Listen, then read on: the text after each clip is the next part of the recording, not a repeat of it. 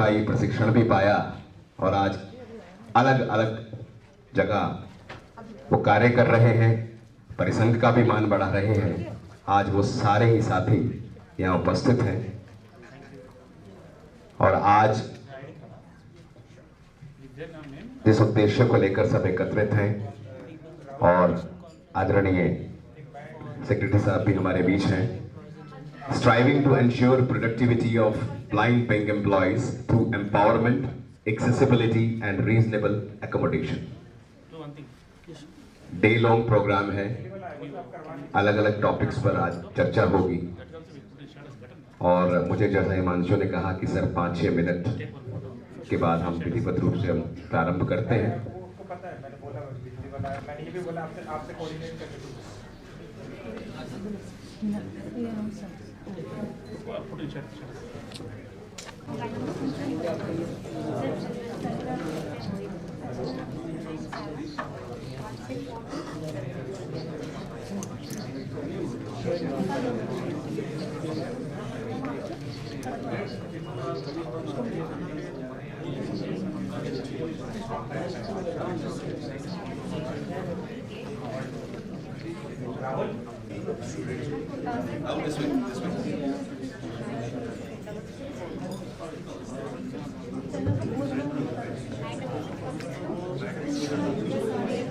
स्वागत करेंगे हमारे सेक्रेटरी साहब का।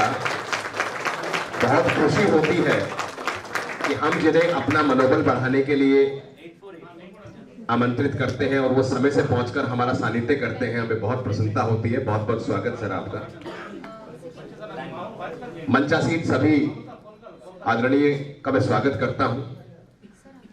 विभिवा visually impaired bank employees welfare association के इस कार्यक्रम की विधिवत शुरुआत करते हैं और आइए, जैसा आप सभी को मालूम है कि एक परंपरा है अतिथियों का स्वागत करने की, उस कड़ी को प्रारंभ करते हैं। मैं सबसे पहले सूर्य ज्योति हमारे बीच है और मैं एक चीज इससे पहले बता दूं कि आप में से जिस किसी को भी किसी भी चीज की आवश्यकता रहेगी वो अपने स्थान पर हाथ खड़ा कर देंगे। हमारे पास we have a good team of volunteers, they will come to your seat. Surya Jyoti आए और हमारे सेक्रेटरी साहब का पुष्प गुच्छ वेलकमिंग सेक्रेटरी साहब with a beautiful bouquet.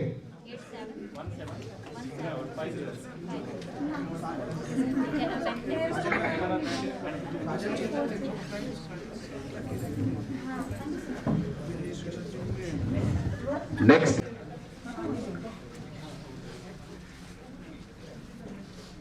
Secretary sir, मैं आपको बताना चाहूंगा कि कौल साहब वो लाइट हाउस हैं जिनके दिशा निर्देश में मार्गदर्शन से आज ये बच्चे, आज ये हमारे सभी अच्छे अच्छे मुकाम पर पहुंचे हैं। सल्यूट करते हैं कौल साहब को। नेक्स्ट आशुदानी सर, प्रेसिडेंट है विभिवा और एजीएम आरबीआई में। Please come and welcome. We have Shri Prashant Ranjan Verma ji, general secretary NAB Delhi. Rajesh Ashudani sir.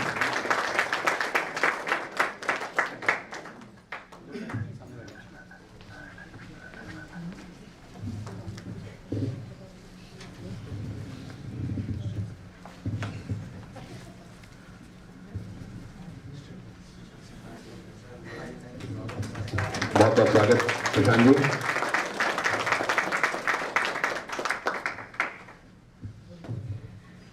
Senior manager and welcome Shri Ravindra Singh ji, who is general secretary Delhi and Rajasthan Indian bank officers association. Rahul गंभीर।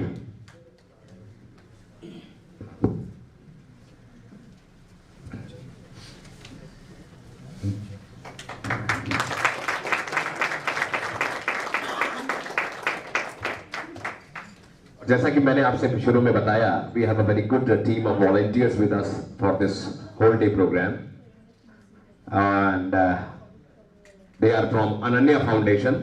आई would like to request Yogesh Chhabra to come. Yogesh Chhabra.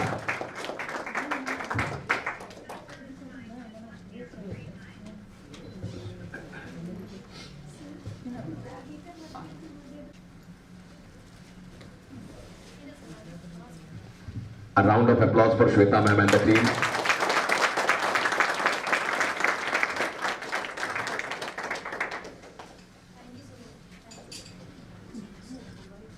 the guests on the dais to please proceed towards the lamp lighting और दीप प्रज्वलन कर विधिवत आज इस कार्यशाला का हम शुभारंभ करें.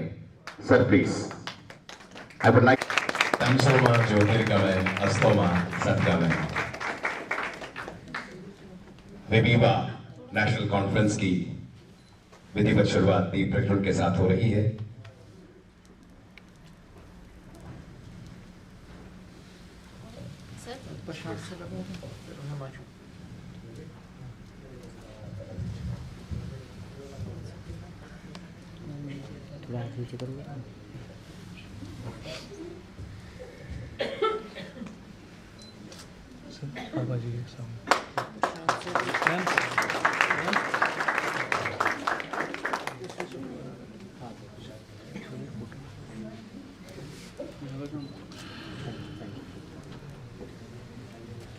अब मैं सभी से कहूंगा कि वो डायस पर अपना स्थान ले ले. I would like to request Secretary Sir and other guests to please take seat on the dais.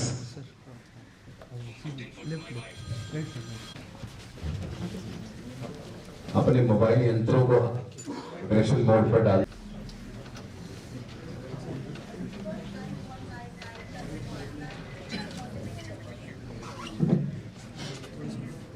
के बाद बड़े हर्ष के साथ आप सभी की ओर से आमंत्रित करता हूं आदरणीय सेक्रेटरी साहब को कि वो अपने आशीर्वाद वचनों से आज मिला है हमारा मार्ग प्रशस्त करें और आप सबके मध्य आकर जो अपना अनुभव है वो जरूर साझा करें. Sir please. मैंने 4 महीने पहले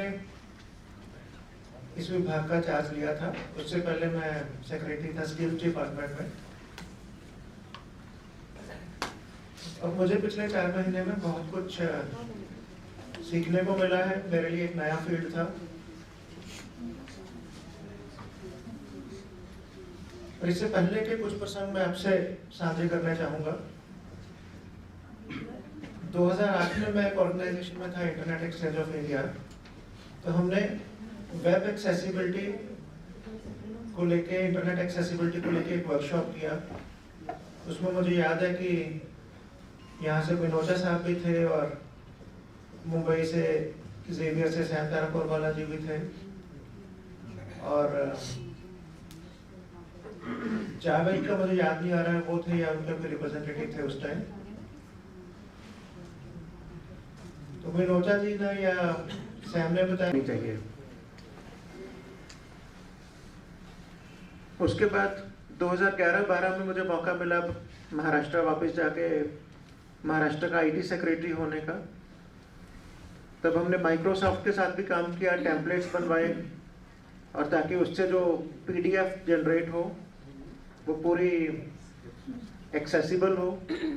तो उसके बाद से मुझे याद है हमने 26 जनवरी 2012 से वो लॉन्च किया और महाराष्ट्र सरकार की वेबसाइट पे लाखों ऑर्डर्स, लाखों, not in tens of thousand but in lakhs, जो पिछले 10 साल में इशू हुए वो काफ़ी एक्सेसिबल फॉर्मेट में इशू हुए. तो अभी भी हम कई विभागों के साथ काम कर रहे हैं भारत सरकार में, डीपीडब्ल्यूडी की तरफ से, कि वेबसाइट्स एक्सेसिबल बने.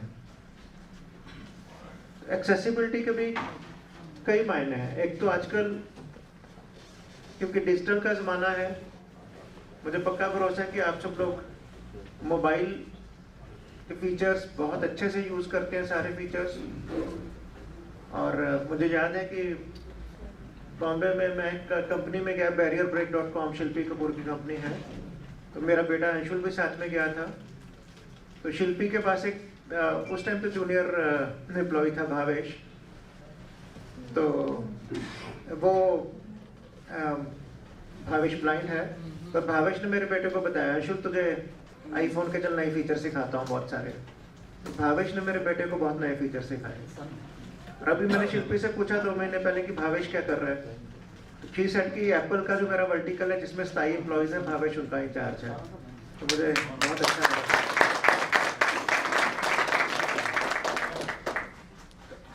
बाहर के देशों में क्या है कि खासकर यूएसए में उनका सेक्शन 504, 508 काफ़ी स्ट्रांग है, और वहाँ लोग लीगल सिस्टम में उनको जल्दी से जो कंपनी का, जो हार्डवेयर का, सॉफ्टवेयर का, जो भी प्रोडक्ट अगर एक्सेसिबल नहीं है, कोर्ट में केस कर देते हैं, जल्दी से फैसला आ जाता है, दंड भी काफ़ी भारी लगते हैं। तो इस वजह से चाहे एप्पल हो, चाहे गूगल हो, चाहे उनका हार्डवेयर हो, सॉफ्टवेयर हो, काफ़ी एक्सेसिबल प्रोडक्ट्स बन जाते हैं, चाहे ATM हो और चीज़ें हों। और भारत में हम उस रास्ते पे चले हुए हैं कि करना है एक्सेसिबल हार्डवेयर को भी, सॉफ्टवेयर को भी। मुझे याद है मैं 2003 से 7 भारत निर्वाचन आयोग में था, तो हमने सबसे पहले मेरे ख्याल से बेंगलुरु की एक असेंबली और गुड़गांव की एक असेंबली में 2004 के लोकसभा चुनाव में EVM पे ब्रेल के स्टिकर्स लगाए थे, ताकि विदाउट असिस्टेंस कोई ब्लाइंड है तो वो जाके अपनी मर्जी से वोट कर सकें, और कॉन्फिडेंशली, दूसरे को पता ना चले। अगर आप अपने दोस्त को लेके जाते हो साथ में, या किसी वाइफ या हस्बैंड को भी लेके जाते हो सकता है आप दोनों का पॉलिटिकल अलाइनमेंट अलग हो, एक बीजेपी को वोट डालना चाहेगा आपको, या कांग्रेस को, और किसी को।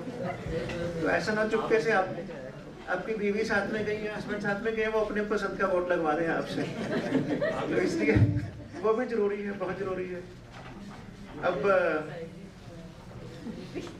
पठान मूवी के बारे में एक जजमेंट आई है कोर्ट से, बड़ी ही अच्छी जजमेंट है, क्योंकि एक्सेसिबिलिटी के मायने क्या है उस कोर्ट में काफ़ी अच्छे से बताया गया है।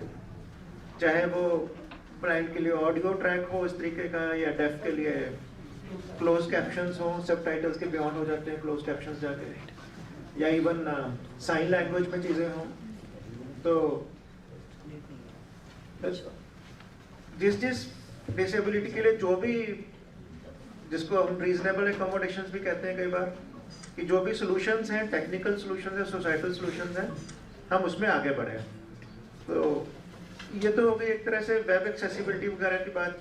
और आजकल आई एम श्योर कि बहुत लोग आप में से अलेक्सा और सीरी और ये फंक्शन भी बहुत अच्छे से यूज़ करते होंगे।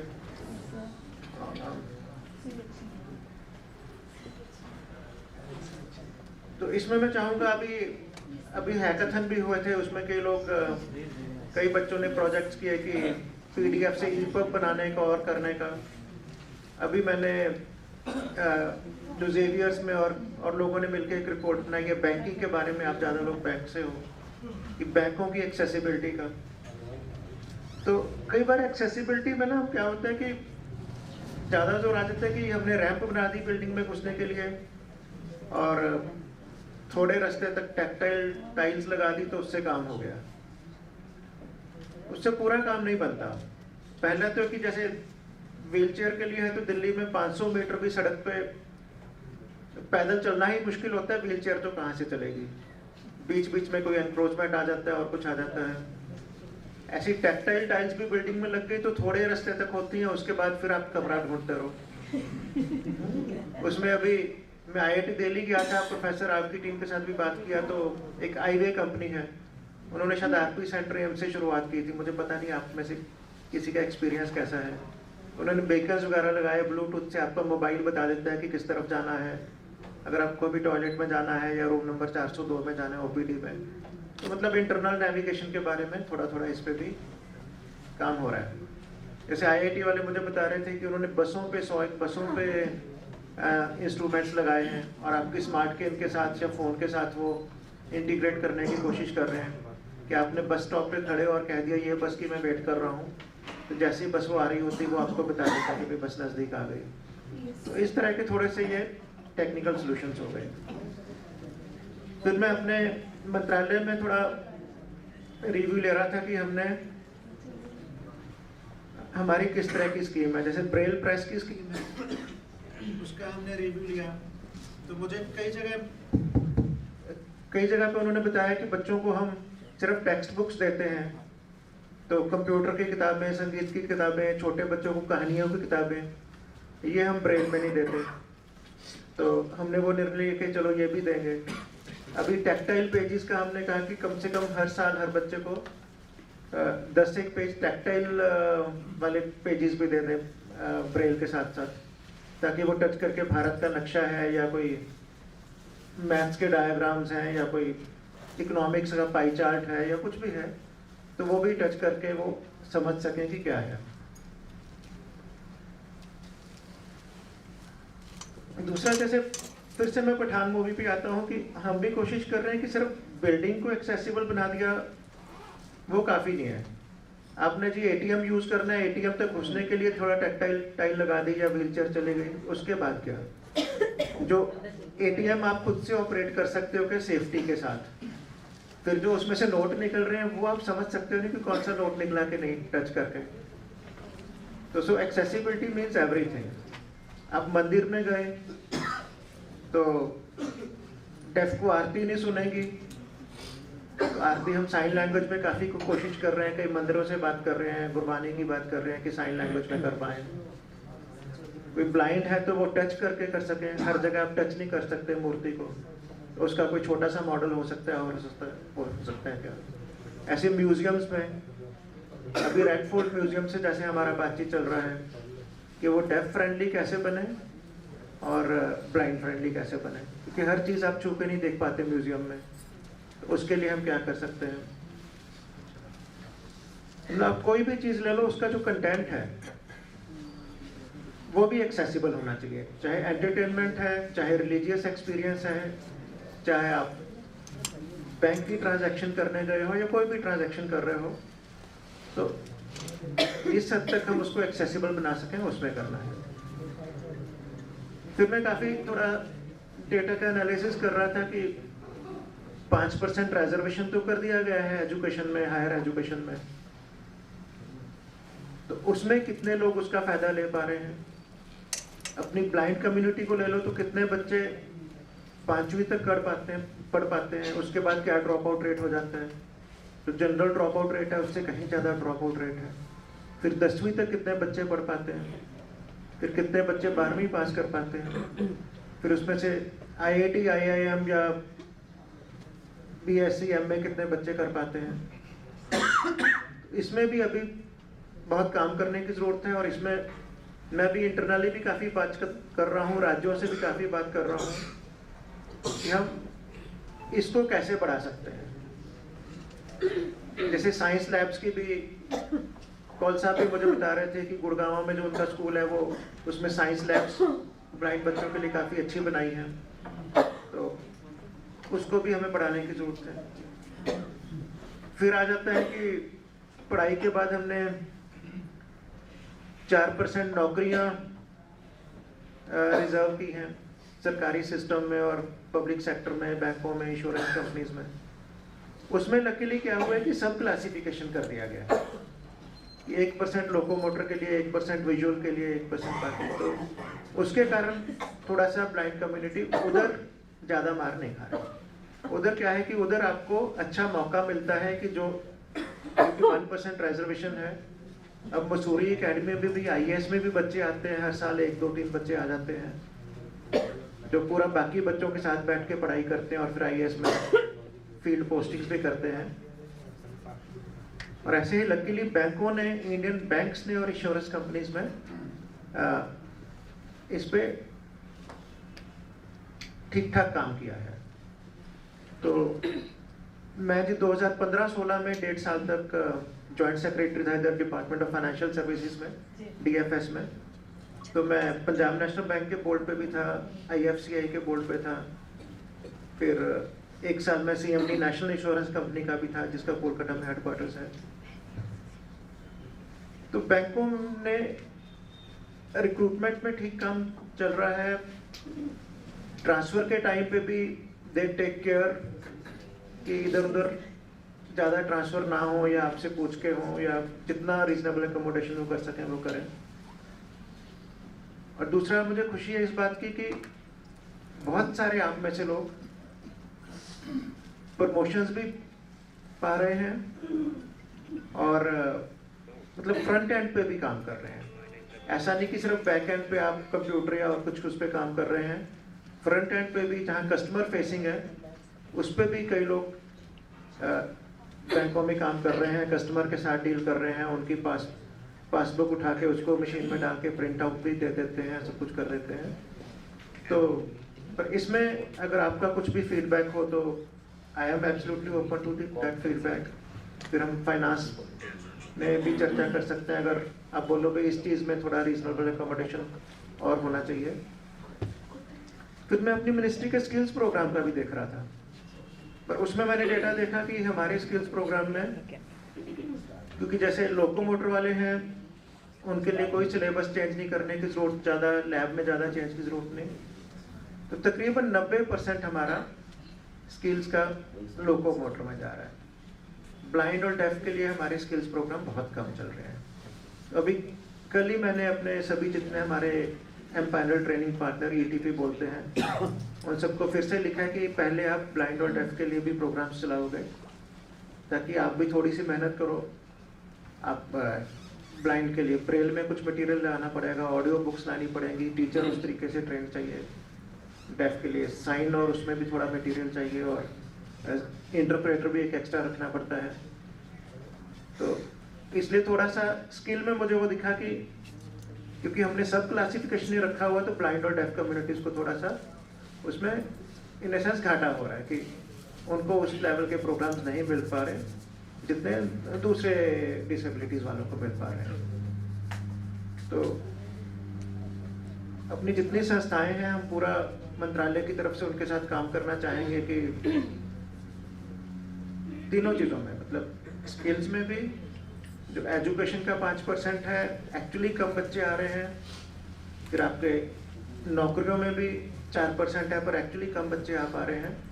इन तीनों के लिए जो भी ट्रेनिंग चाहिए, कोचिंग चाहिए अगर सरकारी नौकरियां पाने के लिए या हायर एजुकेशन में जाने के लिए, उसमें मैं ज़्यादा से ज़्यादा प्रोग्राम चलाना चाहूँगा, ताकि हम प्रोडक्टिवली यूज़ कर पाएँ और आप भी जितनी एबिलिटीज़ हैं उनको यूज़ कर पाएँ।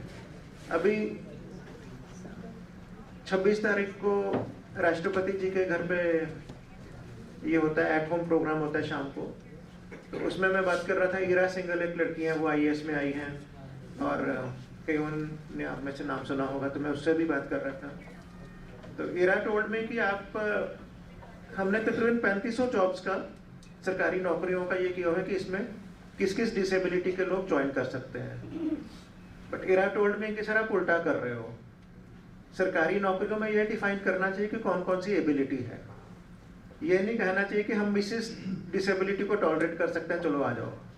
ये उल्टा होना चाहिए कि कौन सी एबिलिटी है, वो एबिलिटी हम लोग पूरी करके दिखाएंगे, फिर हमें लोग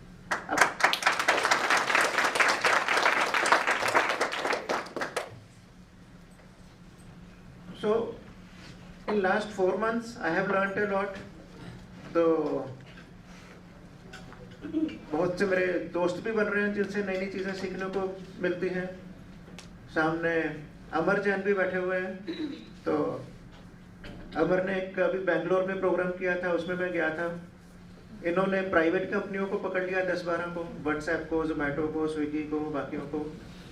उनकी वेबसाइट्स, उनकी मोबाइल ऐप्स का इन्होंने पूरा रिपोर्ट कार्ड निकाला। उसमें व्हाट्सएप टॉप पे है कि काफ़ी एक्सेसिबल है सब चीज़ों के लिए। और जोमेटो में जैसे इन्होंने थोड़ी बहुत कमी बताई, पर जोमेटो वाले भी कह रहे हैं कि ठीक है, हम साथ में मिलकर पूरी करते हैं।